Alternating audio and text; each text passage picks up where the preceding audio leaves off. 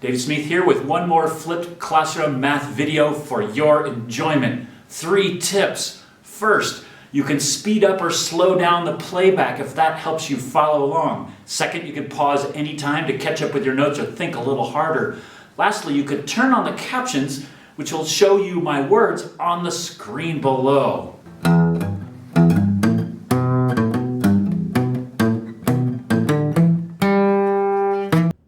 All right, today we're going to dive more deeply into functions, starting with function notation, and then we're going to do some problems using function notation to do a bunch of things with our algebra skills. So first off, let's just talk about some examples of how we use this word function. Here's a first one. Age is a function of time. That makes sense. The more time goes by, the older you're going to get. So age is very definitely a function of time. Here's another one. Income is a function of work. The more you work, the more income you have. So that's another function. Now these two are both positively related, like the more time goes by, the more you age, the more work you do, the more income you make. Here's another one that goes the other way. Food freshness is a function of storage temperature. So as the temperature that the food's stored at goes up, the freshness is going to go down. So that's an inverse relationship. So that basically you want a low temperature to improve your freshness. Finally, let's just get abstract and talk about it in terms of math. Y is a function of x. Now you have to remember that it goes kind of backwards.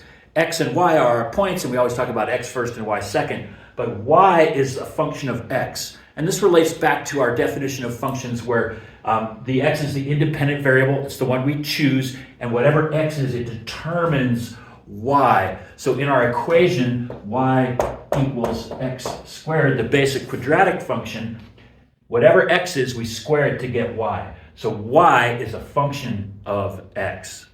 All right, let's talk about the function machine. This is a very useful analogy to understand how functions work. So I've drawn this machine up here. Here's my machine. And what it does is I take an x value, I put it into the machine. It has a rule in there that determines what happens to the x value.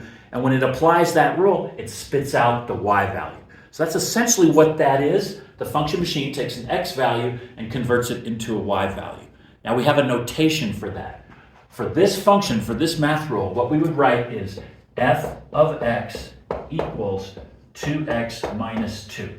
Okay? So this is read f of x. And it's just our function notation. Now before in the past, you've written this equation like this. Y equals 2x minus 2. These are the same thing, but we're using function notation to highlight the fact that we're thinking about this not as an equation, but as a function that converts x values into y values. All right, let's do some basic problems using function notation to figure out our y values. So what I've done is I've written our function up here, f of x equals x squared minus 2. And now I've posed 3 questions. What is f of 2? So what that means is take the 2, see how the 2 occupies the position of the x and the f of x. So it says take the 2 and put it in where you see x in the rule. So f of 2 is going to equal 2 squared minus 2, which gives us 2. So f of 2 is 2. That's the y value in this function, and that would generate the coordinate point 2, 2. So in this case, x is 2. What happens is we get a 2 out for our y. So let's try f of 1. So what this means is when x is 1, what is y? So we do our plug-in. 1 squared minus 2, that's going to give us negative 1. So the coordinate point here is negative 1, is 1, negative 1. Okay, why don't you go ahead and try the last one. Pause the video and do that. Okay, let's see how you did. That's just going to be 0 squared minus 2, and that's negative 2, so we get the point 0 minus 2. Now we could do this on and on and on, get all the points, and then we could also graph this function. And if you remember your work in quadratics, you know what this graph is going to look like. Okay, there's one other notation that you're going to need to be familiar with. It's not super common in mathematics, but it does show up in our math book. So it would go like this. F colon x with this weird arrow, and then it would go x squared minus 2. So this reads the same. F of x equals x squared minus 2. It means the same thing as this, but you're going to see this notation from time to time in our textbook. All right, let's do something that's a little bit more tricky. We're going to take a new function. This time our function is f of x equals 2x squared plus 3x plus 1. And now instead of putting numbers in for x, we're going to put x expressions in for x. So it's a little more tricky. You just have to keep track of what you're doing. So f of negative x would be 2 times negative x squared plus 3 times negative x plus 1. So all I've done is I've plugged in the point we're trying to find out. Instead of like a 2, this is a negative x. And so I plugged in the negative x wherever x shows up, just like so. And then I need to simplify that. So what we can do here is negative x squared is just x squared. So this becomes 2x squared. Positive 3 times negative x is minus 3x. And our 1 stays the same. Okay? So a little tricky, but I think you can master it. Now let's try this one. Now we're doing f of x plus 1. So we take the x plus 1 and we put it in our function wherever we see the x. So let's do that. So I have 2 times x plus 1 squared plus 3 times x plus 1 plus 1. Now, of course, I need to simplify this, which is expansion. So I'm going to get here, I'm going to get 2 times, this is going to give me x squared plus 2x plus 1.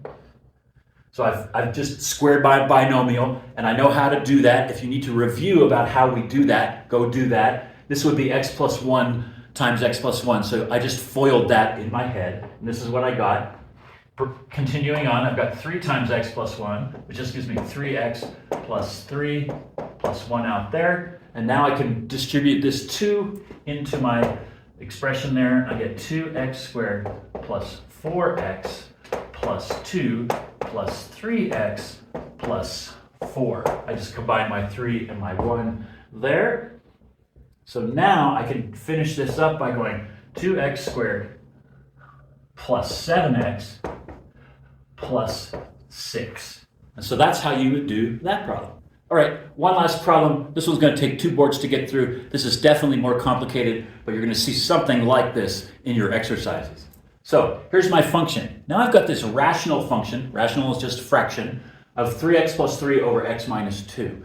So my first one is just, what is f of 0? So I'm just going to plug my 0 in. I'm going to get 3 times 0 plus 3 over 0 minus 2.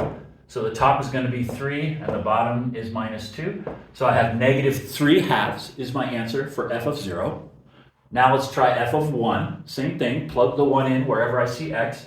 So I have 3 times 1 plus 3 over 1 minus 2. And that's going to give me 6 on the top and negative 1 on the bottom, which is just negative 6. So those two are pretty straightforward. Now this one is tricky. Understanding what they want is the hard part here. Once you know that, then it's an easy one to answer. So find x such that f of x doesn't exist. So what is that? What value of x makes this thing not exist? And so the trick to see that is that we can't deal with a fraction when we have 0 in the bottom. We call it undefined. So another way to ask this question would be to find x such that f of x doesn't exist, and that's undefined. If I ask the question this way, some of you would get it because you remember what undefined for a fraction means. It means the bottom is 0. So we need to find out what value of x makes the bottom 0. So that would be x minus 2 equals 0, and that gives us x equals 2. So if x is 2, then if we did f of 2, we'd get a 0 on the bottom, and our answer would be undefined. Okay, here's an interesting request. Find f of x plus 2 in simplest form. So what that's going to mean is we're going to take x plus 2, plug it in for x in our function, and then simplify that down as far as we can. Okay, so f of x plus 2 is going to equal 3 times x plus 2 plus 3 over 4x plus 2 minus 2. So that's our plug-in. Now let's finish her up. I've got 3x plus 6 plus 3 on the top, and x plus 2 minus 2 is just x on the bottom. So my simplest form is 3x plus 9 over x. Now I can't cancel anything, I can't simplify that any further, so that's my simplest form for f of x plus 2. One last problem. This one's even more tricky. Find x such that f of x equals 12. So pause the video for a minute, see if you can figure out what your first step is, what they're actually asking you to do. Okay, check this out. They're telling us that f of x is 2, and they want us to find the value of x that makes that happen. So what they're saying is f of x, which is this expression, equals 12. So we can write 12 equals 3x plus 3 over x minus 2. So we know this is f of x, it equals 12. Now we need to solve this expression, this equation, and find out what value of x makes that true. Okay? So if you're feeling bold, pause the video right now and do that. Okay, so whenever you have a fraction, you want to cross multiply. Remember, 12 is 12 over 1. So we have two fractions that are equal to each other. So we cross multiply. I'm going to do this cross first. I'm going to get 12x minus 24 equals, this cross is just 1 times 3x plus 3, so that's 3x plus 3. So now I've got rid of my fractions. I don't need to worry about common denominators and all that stuff. Now I just need to isolate x. So I'm going to subtract 3x from both sides and get 9x minus 24 equals 3. Then I add 24 to both sides, and I get 9x equals 27. And then I divide by 9 on both sides, and I get x equals 3. So that tells us that when x is 3, f of x is going to be 12. Now, if you're on a test or a quiz and you have a little time and you want to make sure you get your points, take the 3, plug it back in here, and make sure that that thing becomes 12. And if it does, you know you're right.